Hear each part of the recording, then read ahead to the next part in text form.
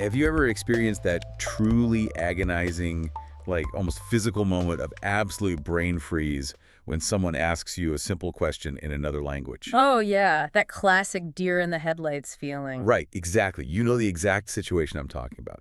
You're standing there, maybe you're at a coffee shop or in a meeting. You hear the question, and you completely understand the words they just said to you. Every single word. Right.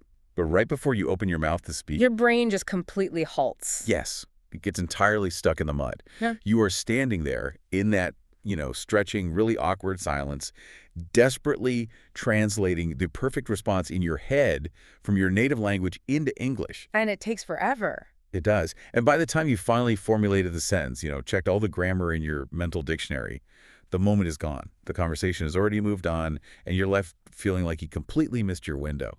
It is just incredibly frustrating. It's deeply frustrating. And I think it's important to acknowledge right off the bat just how universal that feeling is. Oh, totally. It's something that almost everyone who has ever tried to learn a second language has faced at some point.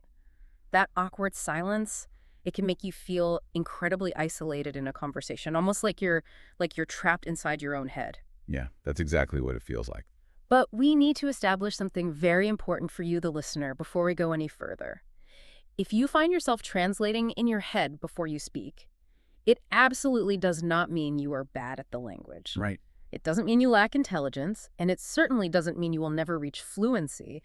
It simply means your brain is executing a deeply ingrained, highly practiced habit. And breaking down the mechanics of that habit is our entire focus today.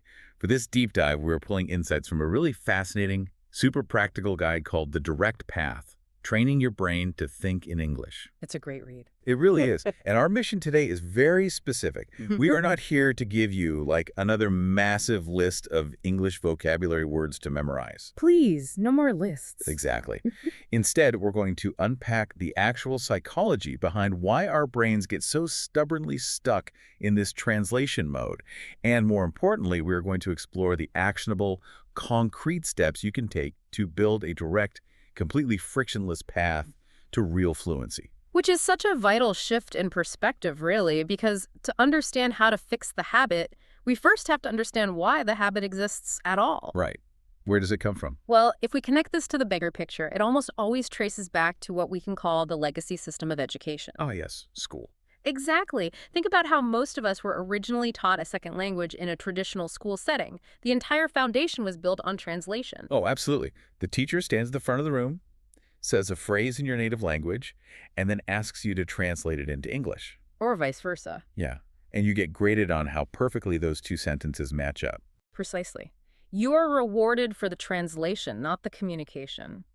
So over years and years of this kind of testing and repetition, your brain fundamentally builds a very rigid, specific neural pathway. It gets wired that way. Right. It wires itself to believe that the only way to arrive at an English sentence is by traveling through your native language first. Your native language becomes the necessary middleman for every single thought. It's essentially building a toll booth in your brain that every single idea has to pass through and, pay a fee before it can exit your mouth. And that toll booth slows everything down tremendously because, as the research points out, languages just don't match up perfectly. No, they don't. They are one-to-one mirrors of each other. They really aren't. Every language has its own unique idioms, syntax, cultural context. If you try to do a word-by-word translation from your native language, you often end up with sentence structures that sound completely unnatural to a native English speaker. It sounds robotic. Yeah, and the cognitive load of doing that in real time is massive. Okay, let's unpack this cognitive load idea, because I think this leads us directly to the first major mistake that learners make when they're trying to overcome this hurdle. The notes refer to it as the trap of trying to sound advanced. Oh, this is a big one. It's so common when you're speaking to someone, especially a native speaker. You think, I want to sound smart, I want to sound professional, so I need to use incredibly complex grammar and massive vocabulary words. Right. But according to the material, doing that actually backfires completely. It causes far more translation, far more hesitation, and ultimately it makes you speak less. Why does our brain punish us for to sound smart? It comes down to working memory. The pursuit of sounding advanced is exactly what keeps a learner locked in beginner-level hesitation. Wow. Yeah. When you reach for big, complicated words, you are practically forcing your brain back into translation mode. Those complex academic words aren't the ones that naturally pop up in a spontaneous reaction. Because you don't use them every day. Exactly. So you have to stop, dig through your mental dictionary, retrieve a complex word, figure out how it changes the grammatical structure of the rest of the sentence, Which takes forever. and then try to speak. You are essentially doing double the cognitive work for a fraction of the communicative result. There is this perfectly clunky, hilarious example in the material of what happens when we do this. Imagine someone casually asks how you are feeling today. Instead of just answering naturally, your brain tries to construct this masterpiece of a translated thought. Right. You end up trying to say something like, I was extremely exhausted due to academic pressure. I mean, it sounds like you're reading from a 19th century novel. It does. It's so heavy and formal for a casual chat. Yeah. Compare that to the natural, simple English version. I was very tired because of my studies. The difference in the mental processing required between those two sentences is staggering. The first one requires you to access high-level vocabulary, translate complex prepositional phrases, and carefully arrange the syntax while worrying if you used due to correctly. It's exhausting just thinking about it. While the second one just requires you to state a basic fact using foundational vocabulary. The crucial takeaway here is that true fluency begins with simplicity. The goal you should be striving for is not to learn how to translate better or faster. Right. The actual goal is to stop translating entirely. Don't build a faster toll booth. Just demolish the toll booth altogether. I love that framing. But that brings us to the really exciting part of this deep dive. Yeah. How we actually rewire the brain to do that. Yeah, the practical steps. The material introduces this concept of connecting English directly to visual images, completely bypassing the native language middleman. But how does that actually work neurologically? How do we stop our native language from jumping in? It's a foundational principle of building new neural pathways. Think about what typically happens in a learner's mind when they hear a simple word, say the word coffee. They hear the English word coffee, their brain immediately retrieves the word for coffee in their native language, and then finally they picture the actual dark, steaming drink. The direct path method asks you to cut out that middle step entirely by relying on sensory input. So if you hear coffee, you shouldn't be thinking of the translated word. You should immediately, instantly visualize a physical cup of coffee in front of you. Yes. You imagine the smell of it, the heat of the mug. You build a direct bridge between the English sound and the physical reality. Exactly. You are taking language out of the abstract realm of textbooks and bilingual dictionaries and placing it firmly into your physical, tactile environment. You are anchoring the English words to real-world objects and actions. The material gives some great everyday applications for how to practice this. It suggests that you literally walk through your day narrating your life to yourself based on what you physically see and do. Which is brilliant. Yeah. When you look down at your phone, you consciously think the English thought, this is my phone. When you are physically turning a handle and pushing, you think to yourself, I am opening the door. You are literally training your brain to live its daily reality in English. And while that might sound almost overly simplistic at first glance, the underlying psychology is profoundly effective. You are training your brain to accept English as a primary tool for navigating reality, not just a secondary subject you study. Which brings up an interesting point about where we practice this. The notes make a really compelling case for the brilliance of talking to yourself in English. Yes, self-talk. Now, I know some people listening might feel a little silly walking around their house narrating their actions out loud, but there's a deep psychological reason for doing this alone, right? There is. The safety of solitude is an incredibly powerful learning tool. We have to consider the psychology of performance anxiety. Oh yeah, the pressure. Yeah. Think about what happens in a real conversation with a native speaker.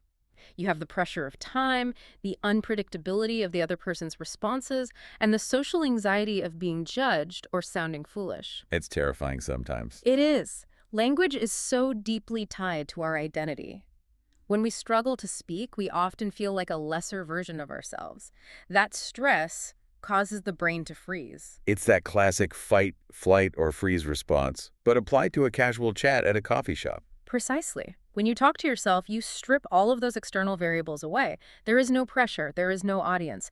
And most importantly, there is absolutely zero fear. You can just make mistakes. You are left in a completely controlled environment where you can simply experiment with the language. There's a really manageable morning routine of self-talk outlined in the notes to help listeners get started. You wake up, and while you're stretching, you literally just say out loud, "I feel sleepy." Simple as that. Yeah. Later, while you're working or studying, you say, "This is difficult." When you notice your stomach rumbling, you say, "I need food." What stands out to me about those specific examples is how heavily they rely on personal internal states. Managing your own personal thoughts is vastly easier than navigating external conversations. That makes total sense. By practicing this self-talk daily, you are slowly making your brain comfortable with the feeling of just existing in this new language.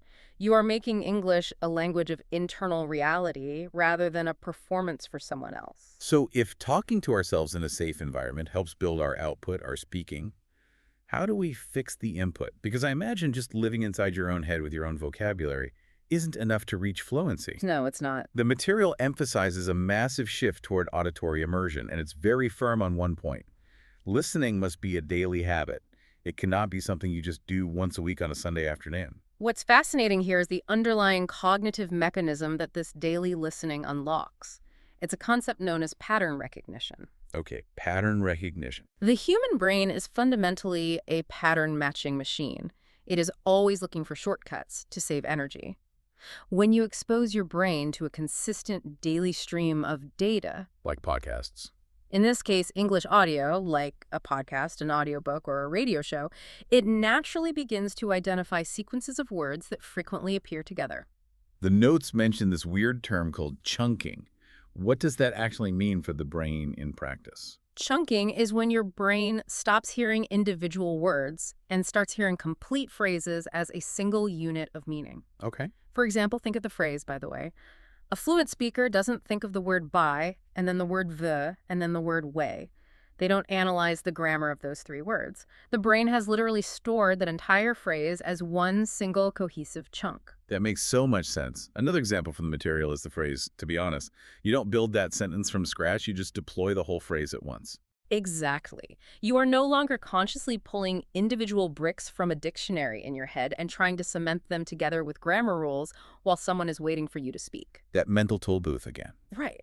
Instead, you are remembering entire pre-built structures. You pull the whole chunk down from the mental shelf and use it.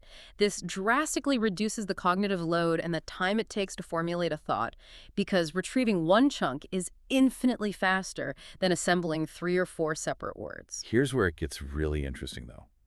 The material takes this concept of chunking and pattern recognition and uses it to illustrate the massive difference between what it calls translation language and reaction language. This is a great distinction. And to demonstrate this, there are these fantastic rapid-fire situational exercises. Let's actually test this in real time just to show how different this feels. I'm going to throw a scenario at you, and I want you to give me the literal first simple English thought that pops into your head. No overthinking. Ready? I'm ready. Let's do it. Okay, situation 1. You sleep through your alarm, you look at the clock, and you're supposed to be at work in 10 minutes. Oh no, I'm late. Notice how you didn't pause to conjugate a verb there. It was pure reflex. Okay, what about a different scenario? You walk into a room and you see an incredible, delicious spread of food on a table. That looks amazing. And one more. You just finished a really long, exhausting shift at work. You walk through your front door and you drop your bags. I need some rest. Do you see how fast that is? Those responses aren't translated. You didn't sit there and think, what is the English equivalent for my native expression of fatigue? You just reacted to the stimulus. And that speed is a defining characteristic of reaction language. It entirely skips the translation step. Yeah. You are operating purely on instinct and pattern recognition. Right. The visual or emotional trigger, waking up late, seeing the food, feeling tired, is instantly mapped to the English chunk you've stored through all that daily listening and self-talk practice. It feels so much more natural. It's the difference between doing complex math in your head before speaking versus just taking a breath. Exactly. But getting to that point where you trust your reflexes requires us to address the massive elephant in the room. The material tackles this head-on because it is the biggest roadblock for most learners. This raises an important question about human psychology. Why do we default to translating in the first place, even when we know the words? Right, why do we do it to ourselves? Often it's not a lack of vocabulary, it is the fear of making a mistake.